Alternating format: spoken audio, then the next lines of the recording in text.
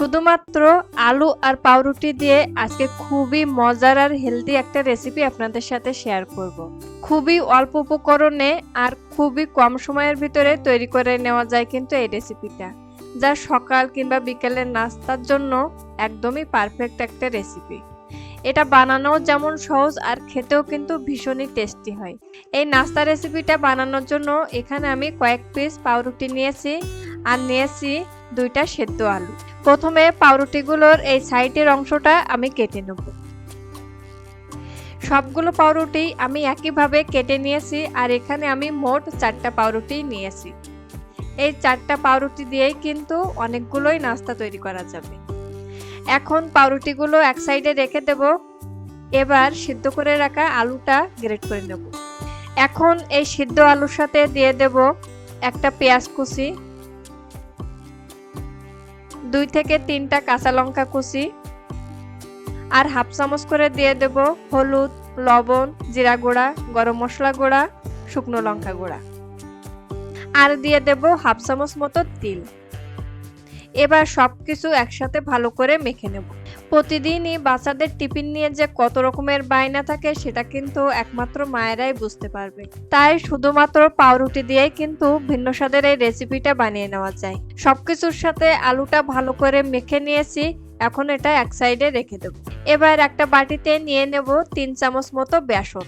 এর সাথে দিয়ে দেব হাফ চামচ করে লবণ, হলুদ, শুকনো লঙ্কা গুঁড়া আর জিরা গুঁড়া, আর দিয়ে দেব হাফ চামচ তিল আর কিছুটা ধনেপাতা কুচি। এবার অল্প অল্প জল দিয়ে একটা ব্যাটার বানিয়ে নেব। একবারেই অনেকটা জল দেবেন না, এতে করে কিন্তু ব্যাটারটা হালকা হয়ে যেতে পারে। তাই এভাবে অল্প অল্প জল মিশিয়ে এরকম একটা ব্যাটার বানিয়ে নেবেন। দেখুন ব্যাটারটা কিন্তু ঠিক এরকম হবে, বেশি হালকা না আবার বেশি ঘনও না। নাস্তার জন্য ব্যাটারটা কিন্তু ঠিক এইভাবেই বানিয়ে নিয়েছি।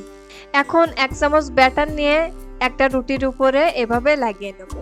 এতে করে আলুর যে পুরটা এর উপরে দেব সেটা কিন্তু ভালোভাবে লেগে থাকবে। পাউরুটির উপরে ব্যাটারটা ভালো করে লাগিয়ে নেওয়ার পর এখন আলুর পুরটা এর উপরে দিয়ে দেব। হাত দিয়ে চেপে চেপে এভাবে আলুর পুরটা পাউরুটির উপরে লাগিয়ে নেব। এবার অন্য একটা পাউরুটি এর উপরে দিয়ে দেব। তারপর হালকা হাতে চাপ দিয়ে এটাও একটু লাগিয়ে নেব। পাউরুটিটা ভালো করে লাগিয়ে নেওয়ার পর এবার একটা ছুরির সাহায্যে এই পাউরুটিটা আমি ছোট ছোট পিস করে কেটে নেব। আপনারা একবার দেখলেই বুঝতে পারবেন এই পাউরুটিটা আমি কিভাবে কেটে নিয়েছি। ঠিক এইভাবে ছোট ছোট পিস করে এই পাউরুটিটা আমি কেটে নিয়েছি। এখন একটা কাঠের ভিতরে আমি 2 পিস করে পাউরুটি দিয়ে এভাবে নাস্তাগুলো বানিয়ে দেব। এভাবে খুব সহজে কিন্তু এই নাস্তাগুলো বাড়িতেই বানিয়ে নেওয়া যায়। এই নাস্তাগুলো কিন্তু বাড়ির ছোট বড় সবারই খুবই পছন্দ হবে, আর এটা দেখতেও কিন্তু খুবই সুন্দর লাগে। দেখুন এভাবে আমি সবগুলো নাস্তা বানিয়ে নিয়েছি। এবার নাস্তাগুলো ভেজে নেব। একটা নাস্তা নিয়ে আমি বেসনের যে ব্যাটারটা বানিয়ে নিয়েছিলাম সেটার ভিতরে দিয়ে দেব। তারপর এভাবে চামচের সাহায্যে পাউরুটির গায়ে ব্যাটারটা লাগিয়ে নেব। এই পাউরুটির গায়ে ব্যাটারটা লাগিয়ে নেওয়ার সাথে সাথেই কিন্তু তেলে দিয়ে দেবেন, না হলে কিন্তু পাউরুটিগুলো অনেকটাই নরম হয়ে যাবে। আগে থেকেই একটা কড়াইতে পরিমাণ মতো তেল গরম করে নিয়েছি। তারপর পাউরুটির গায়ে ব্যাটারটা লাগিয়ে নিয়ে এভাবে একটা একটা করে তেলে দিয়ে দেব। প্রায় 2 থেকে 3 মিনিটের মতো মিডিয়াম টু লো হিটে এই পাউরুটিগুলো একটা সাইড আমি ভেজে নিয়েছি। তারপর এভাবে আস্তে করে পাউরুটিগুলো উল্টে দেব। এভাবে উল্টে পাল্টে প্রায় 7 থেকে 8 মিনিটের মতো আমি এই নাস্তাগুলো ভেজে নিয়েছি। নাস্তাগুলো সব সাইডে যখন এরকম লালচে কালার হয়ে আসবে তখন এগুলো তেল ঝরিয়ে আমি উঠিয়ে নেব। দেখুন কত সহজে আর খুবই কম উপকরণ দিয়ে কিন্তু এই নাস্তাগুলো বানিয়ে নিয়েছি, আর এটা খেতেও কিন্তু ভীষণই টেস্টি হয়।